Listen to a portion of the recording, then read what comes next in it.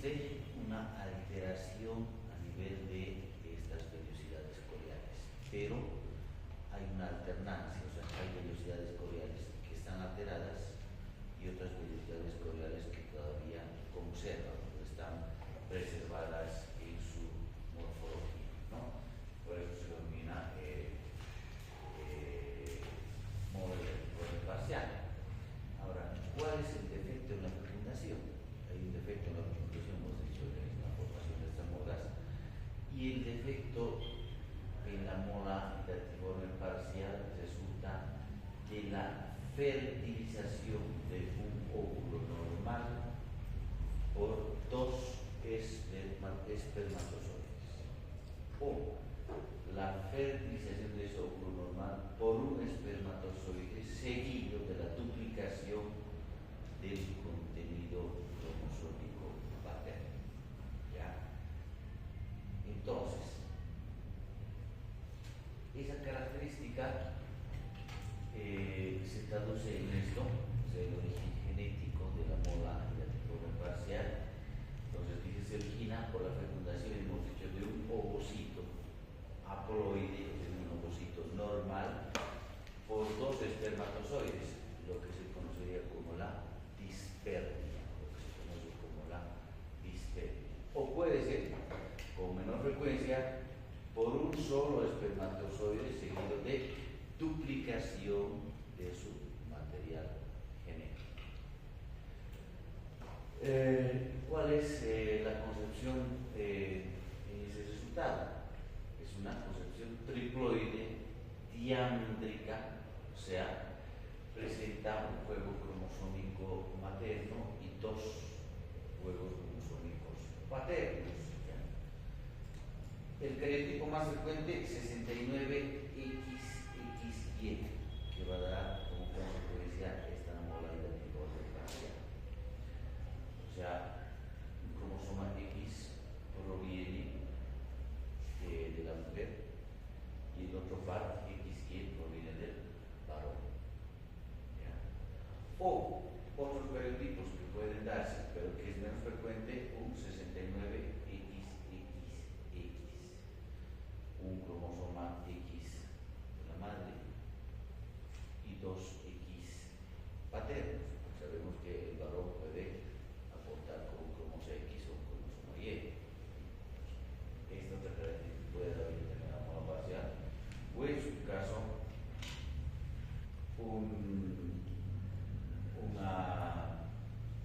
un cariotipo 69X y X en la mujer y el varón.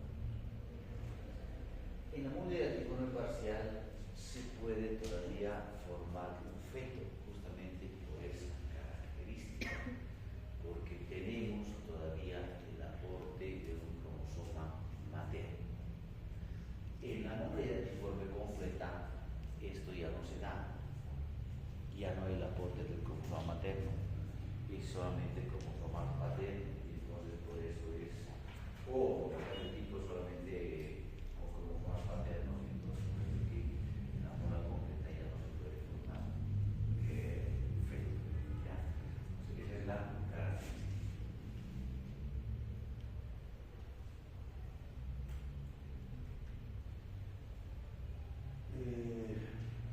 Desde el punto de vista clínico se puede presentar como un aborto espontáneo, dentro de la sintomatología, síntomas de sangrado vaginal, el útero está aumentado de volumen.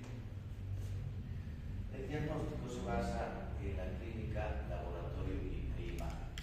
Laboratorio es muy importante, los niveles elevados de esta hormona, la beta-HCG, por encima de 100.000 unidades internacionales. Es un dato muy importante cuando uno está pensando en la mola datiforme. La ecografía es muy importante, la ecografía,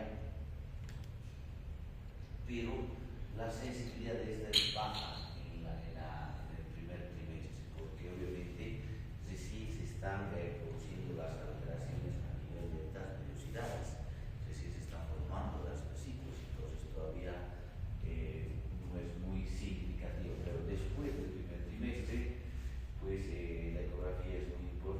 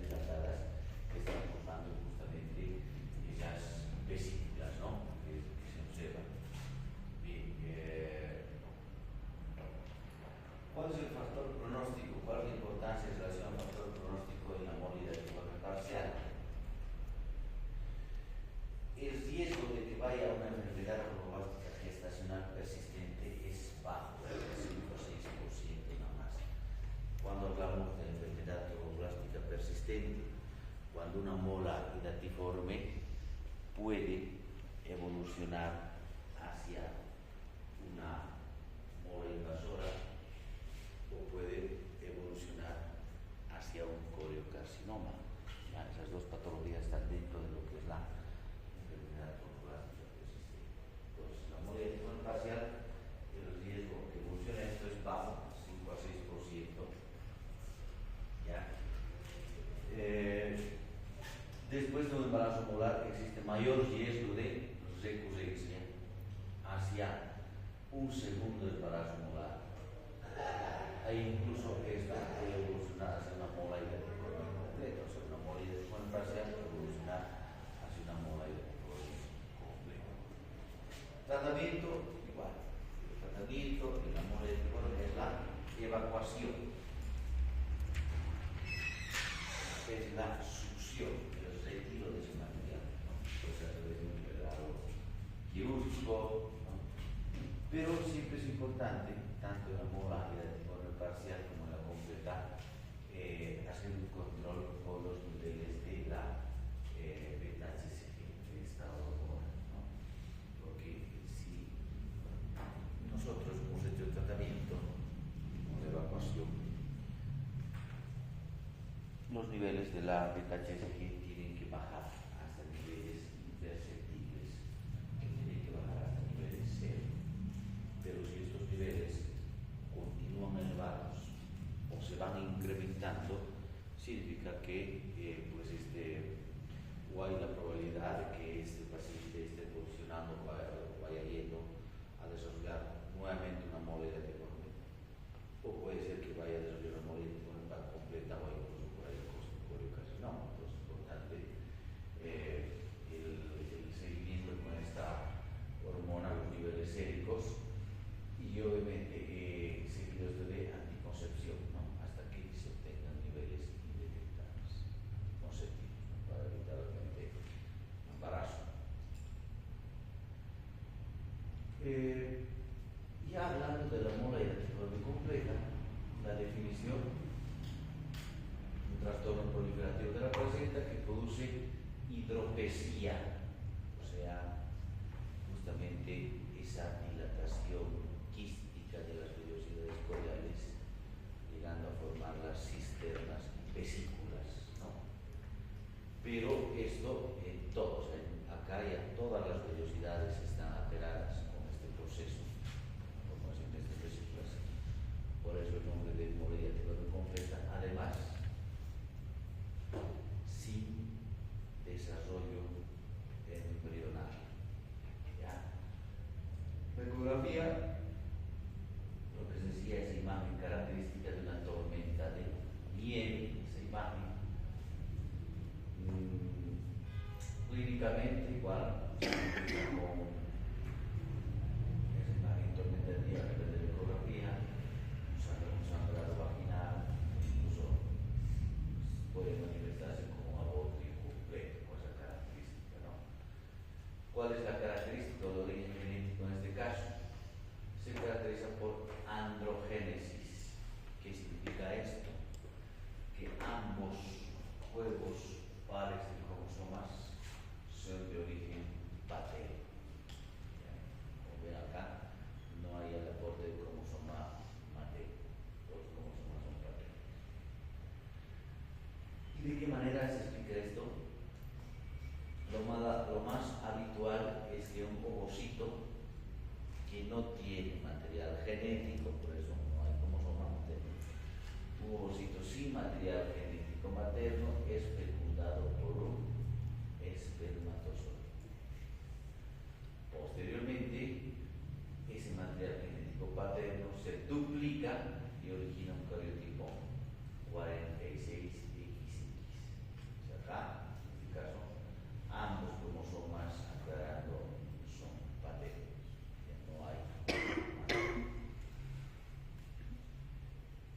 O puede darse con menos frecuencia también la fecundación de ese ovocito vacío, o sea, ovocito sin material genético, por dos espermatozoides, dando lugar acá a un cariotipo 46XY, pero sigue siendo, o los cromosomas siguen siendo paternos.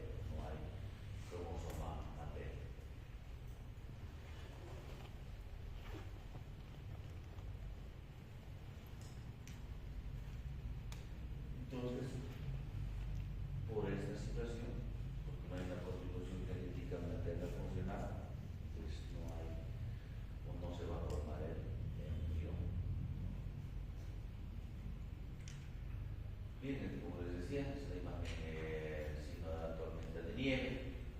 Solamente representan las vesículas dilatadas que están en la placenta, que las hemos ido viendo en macroscopía, ¿no? Imagen característica. Datos epidemiológicos de relevancia en mole y altiforme completa. Es menos frecuente, obviamente, de uno de cada 2.000 partos, datos de Estados Unidos. ¿Cuál es la característica del sangrado vaginal? Con paso de vesículas en forma de esas signos de uva, lo más común. Un útero aumentado de volumen para la edad del embarazo. Los niveles de HCG están elevadísimos, hemos dicho por encima de las 100.000 unidades internacionales.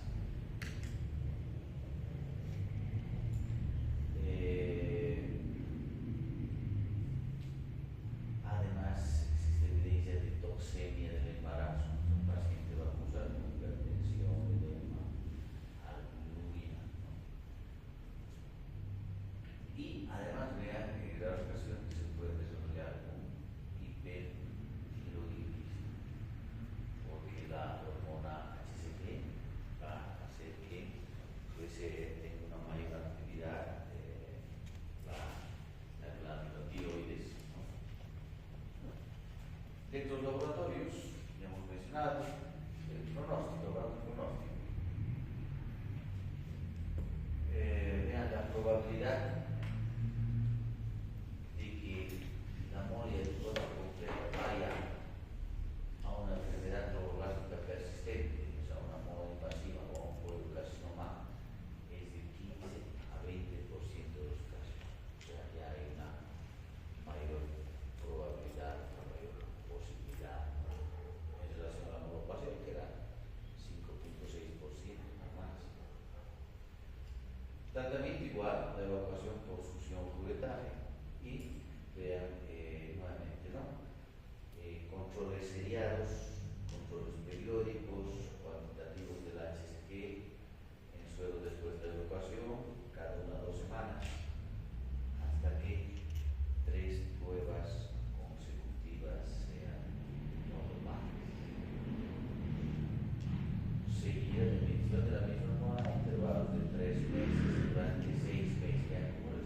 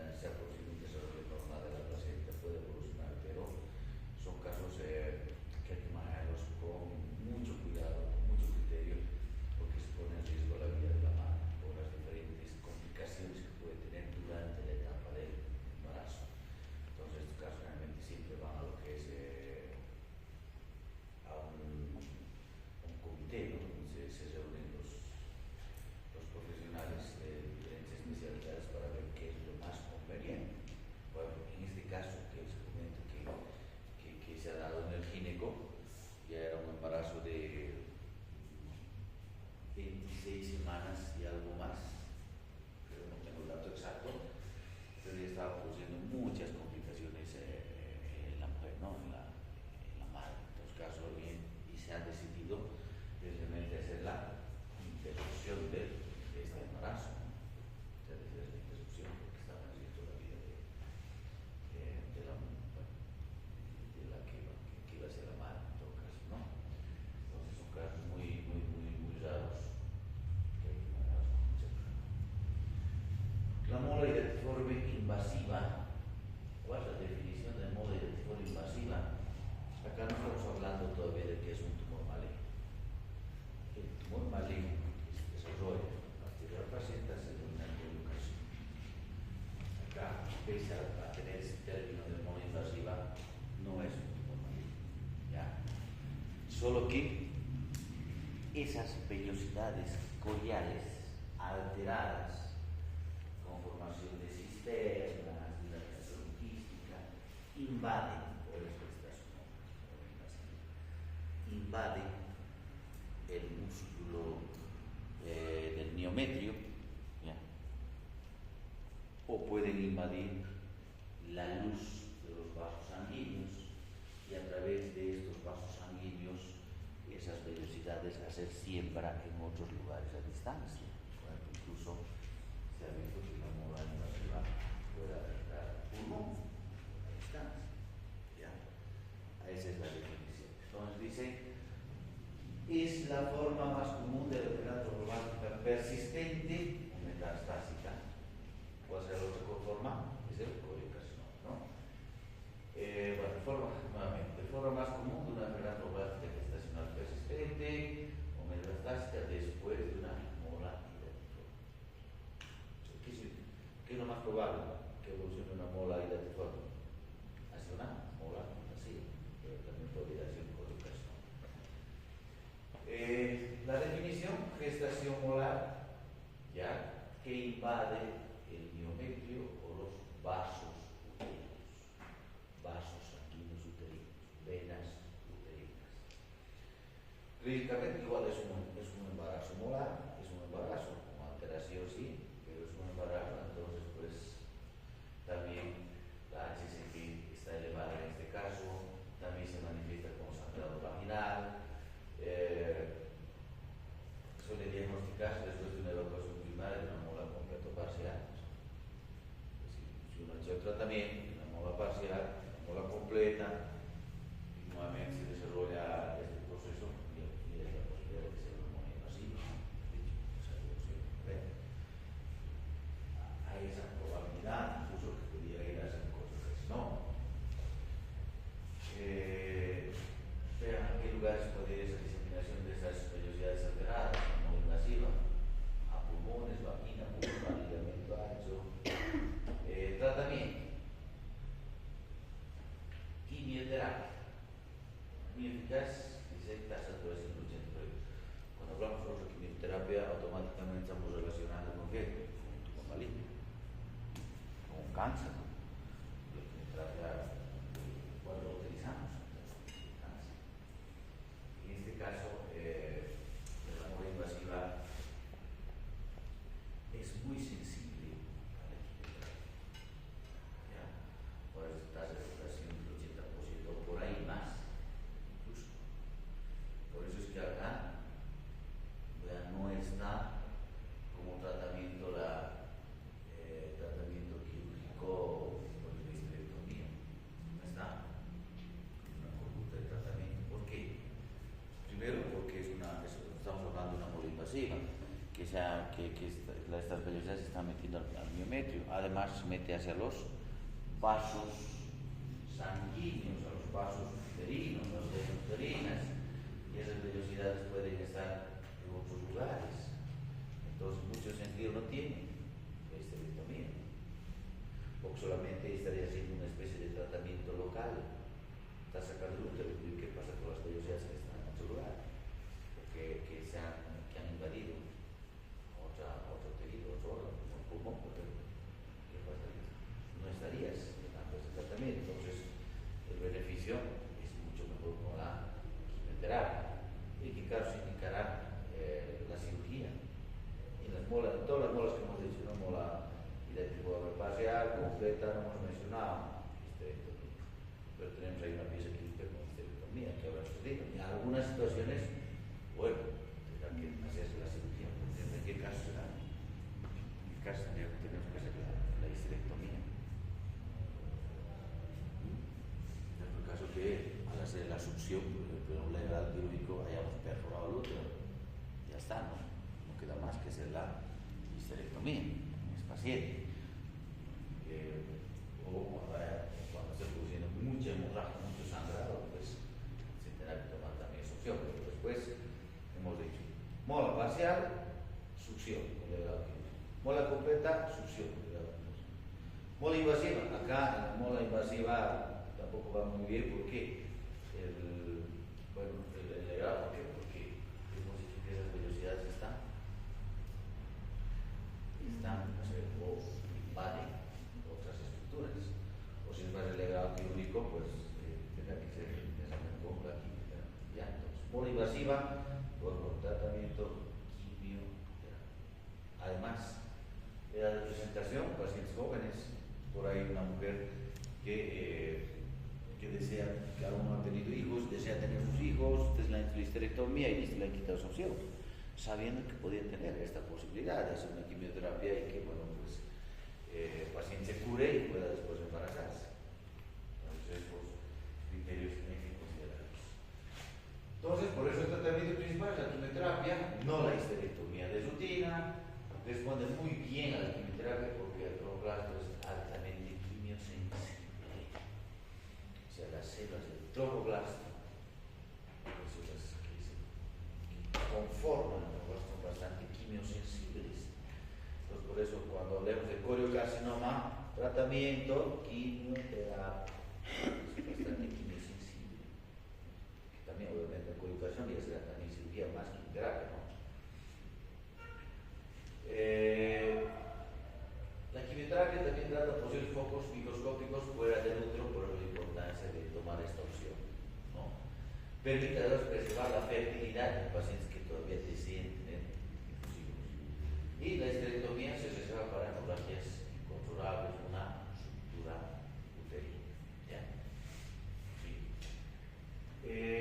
Ahora hablando ya del tumor maligno que se origina a nivel de la placenta, que es el coriocarcinoma.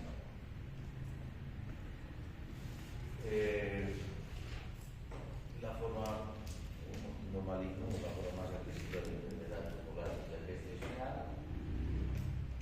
Características rápidamente invasivo con metástasis hematógena temprana. Se problema también en coriocarcinoma. Hay una diseminación rápida de o sea, las células tumorales se meten al interior de vasos sanguíneos, venas uterinas, vasos sanguíneos. Pero más del 90% de los pacientes se curan con tratamiento. ¿Cuál es el tratamiento? Quimioterapia, ¿no? Porque es bastante quimiosensible. Acá también, ¿por qué no se tiene como primera opción la cirugía? Como primera consulta, por este criterio. Rápidamente invasivo o con metástasis hematógena temprana. Rápidamente el tumor se disemina. Entonces, la histerectomía, pero el tumor ya está en otro lugar. Entonces, la mejor opción, la quimioterapia. Hablando del pronóstico, se nos da la mola completa, es la que con mayor probabilidad puede procesar una coriocarcinoma. 2 a 3%, esta mola parcial es el menor porcentaje, síntomas como un sangrado vaginal. Entonces, el tratamiento ya hemos hablado que es la quimioterapia. Hablando de la patología de las trompas uterinas, acá netamente tenemos que, fundamentalmente tenemos que hablar del embarazo ectópico tubal.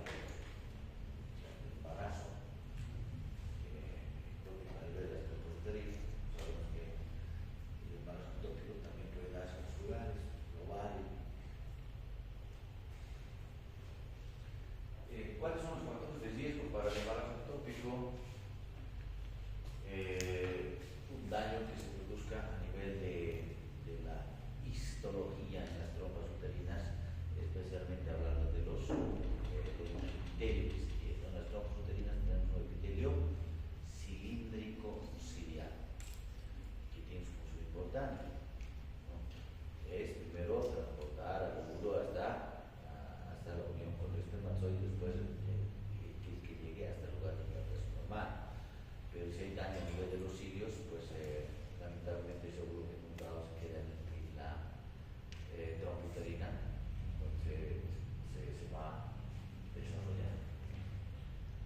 ¿Cuáles son los riesgos de infección? Las amigdalitis, una terapia inflamatoria. ¿Por qué? Especialmente aquellas infecciones que se producen a nivel de vagina, de vulva, que pues pueden por vía canalicular ascendente comprometer primeramente al endometrio, que es una endometritis. Después irán hacia las trompas uterinas, una salpingitis, incluso llegará a los ovarios, produciendo una ovoritis, una cirugía abdominal, una ligadura de trompas, historia de embarazo ectópico previo. Se recomienda siempre al paciente, a la mujer que ha tenido un embarazo ectópico, pues no embarazarse por lo menos un periodo de 6 meses o un año, justamente para evitar ese riesgo de un siguiente embarazo ectópico. Bueno, todos los factores de riesgo que pueden desarrollar esta patología, este embarazo ectópico. Sitios de presentación del embarazo ectópico más frecuente a nivel del apoyo 80%, clínica, dolor abdominal, calambre, sangrado vaginal, es un embarazo. También el paciente entonces viene con náuseas, vómitos, mareos. Una característica es que cuando el embarazo ectópico se desarrolla en el lado derecho, la trompa uterina del lado derecho, ¿cuál es el diagnóstico diferencial importante? Clínicamente, una apendicitis, ¿no? Una apendicitis. Entonces hay que hacer los estudios correspondientes, laboratorio, inmediatamente, ¿no? En el laboratorio, lo que más riesgo es la HCG, y ves el par de HCG y ya está, embarazo ectópico, control de nivel, ecografía. Y bueno, la anatomía patológica está para confirmar ese diagnóstico, ¿no? ¿Y qué es lo que tenemos que observar en la anatomía patológica? Hemos dicho, ¿no? La presencia de tejido placentario a nivel de la luz de las trompas uterinas. Entre estas del tejido placentario, vellosidades coriales, ¿no? Que permiten llegar a ese diagnóstico.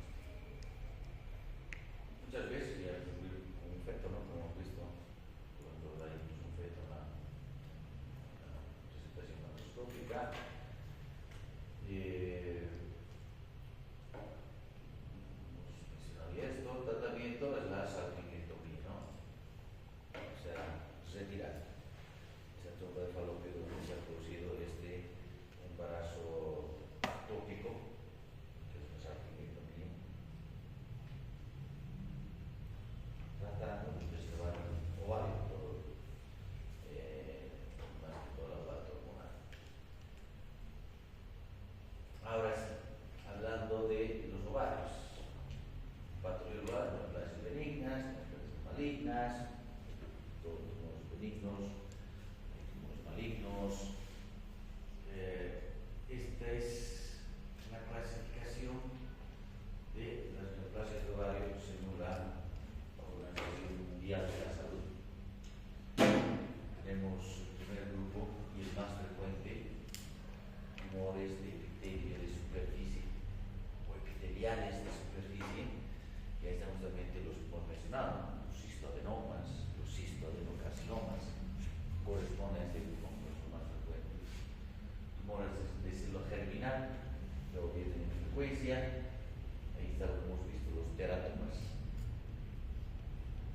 de ovario, los más frecuentes en este grupo. Tumores de estroma del cordón sexual, tecomas, fibromas, tumor de células de la granulosa. Hemos observado también tumores metastáticos. ¿Cuáles son acá? Tumor de Krukenberg, ¿no? En origen primario vía digestiva, entonces va hacia los ovarios. Bueno, hay algunos tumores que por sus características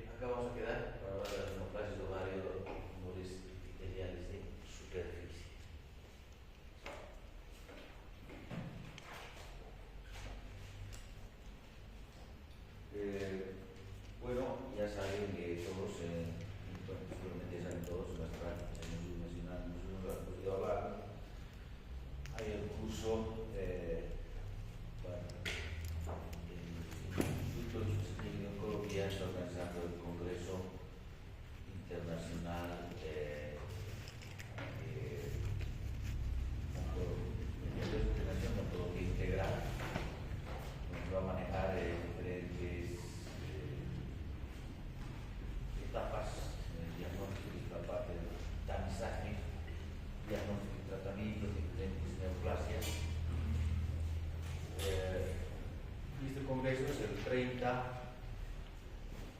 de septiembre, 1 y 2 de octubre, ¿no? Se les va a hacer llegar la invitación, el programa, el afiche, para que ustedes puedan analizarlo y ver si pueden inscribirse o no en el Congreso. El día viernes es el lanzamiento oficial. De todas maneras, ya estamos empezando a inscribir. ¿Cuál es la característica? Obviamente, como siempre les he dicho, no es obligatorio, no es que bajo listas vamos a inscribir, no es así, pero a las personas que se inscriban se les va a apoyar con puntos o sobre el segundo examen parcial. ¿Bajo qué características? Todas las personas que el Congreso tiene un valor de 50 bolivianos hasta el 31 de agosto y 70 bolivianos todo el mes de septiembre hasta que inicie el Congreso. Los que se inscriban esta primera semana, como estamos avisando ustedes desde el día martes, van a tener una semana, sería hasta el martes, hasta el miércoles. Daremos hasta el miércoles de la próxima semana. Los que se inscriban hasta el miércoles de la próxima semana, vamos a apoyar con 3 puntos sobre el primer parcial, sobre el segundo parcial, y el costo es de 50 bolivianos, ¿no? Los que se inscriban después del miércoles de la siguiente semana tendrán el apoyo con 2 puntos sobre el segundo parcial. El costo se mantiene en los 50 bolivianos, ¿no? Y los que se inscriban ya después, todo el mes de septiembre, se mantienen los 2 puntos, pero el costo sube, si yo no puedo manejar los precios, sube a 70 bolivianos, ¿ya? Se les va a pasar, en el afiche mismo está un QR donde pueden registrar, se les va a pasar ya.